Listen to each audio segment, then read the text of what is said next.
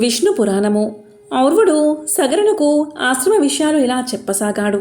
సంప్రదాయానుసారంగా ఉపనయనం అయిన తర్వాత బ్రహ్మచారి బ్రహ్మచర్యం పాటించాలి. దానికి పునాది వేదాధ్యయనం. ఆ అధ్యాయానికి తగిన గురువును ఆశ్రయించాలి.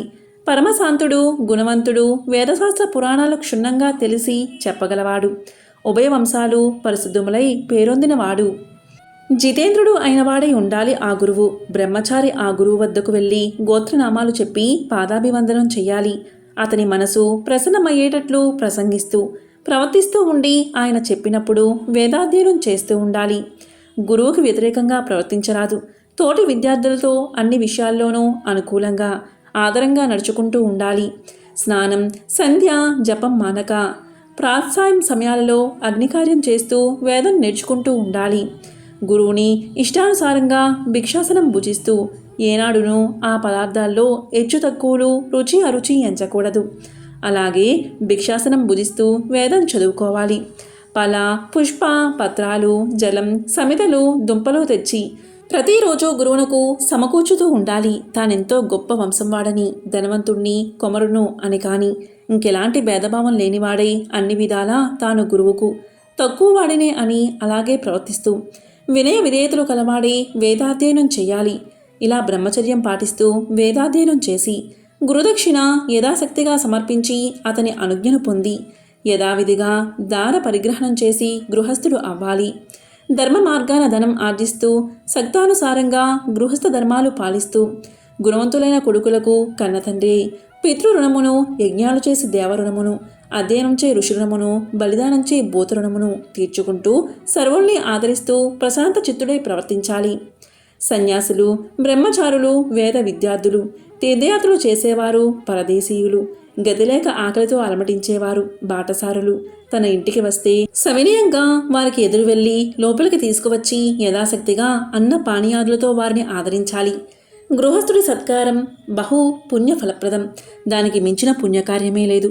అతిథి వచ్చే సమయానికి ఇంట ఉన్న పదార్థాలతోని అన్న పానీయాలు సంతరించాలి కానీ ఇరుగు పొరుగుల నుంచి అప్పు చేయకూడదు. వచ్చిన అతిథి సత్కారం పొందక వెళ్ళితే ఆ ఇంట గృహస్థు పుణ్యం అతిథితో పోతుంది. అతిథితో ఉన్న పాపం ఆ గృహస్థుడికి చుట్టుకుంటుంది. ఇలా గృహధర్మాలన్నిటినీ సక్రమంగా పాటించిన గృహస్థు దైహిక జీవితం సుఖంగా గడిపి అంతమందు పుణ్యలోకం చేరుతాడు.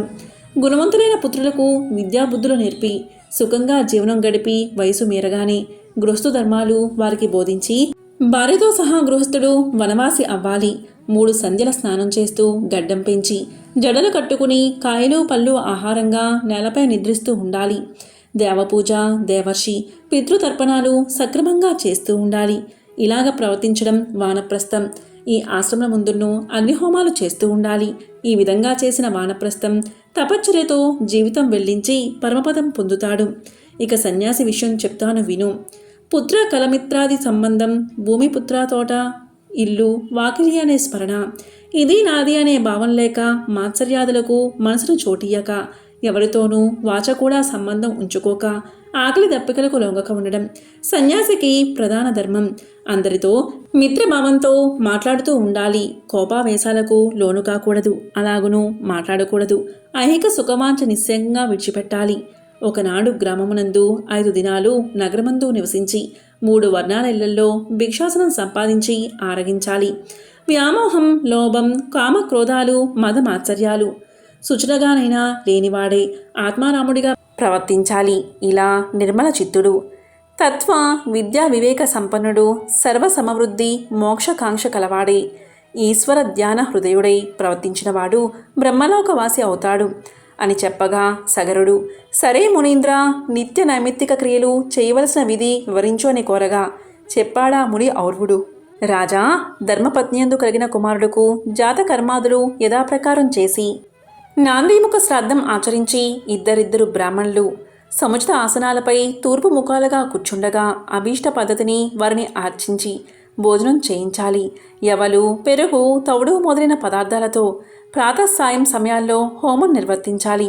హోమ పదార్థాలను పెద్దవేలి మొదట ఉంచి మిగిలిన వేళ్ల కొనలతో అగ్నిలో పడేటట్లు చేయాలి.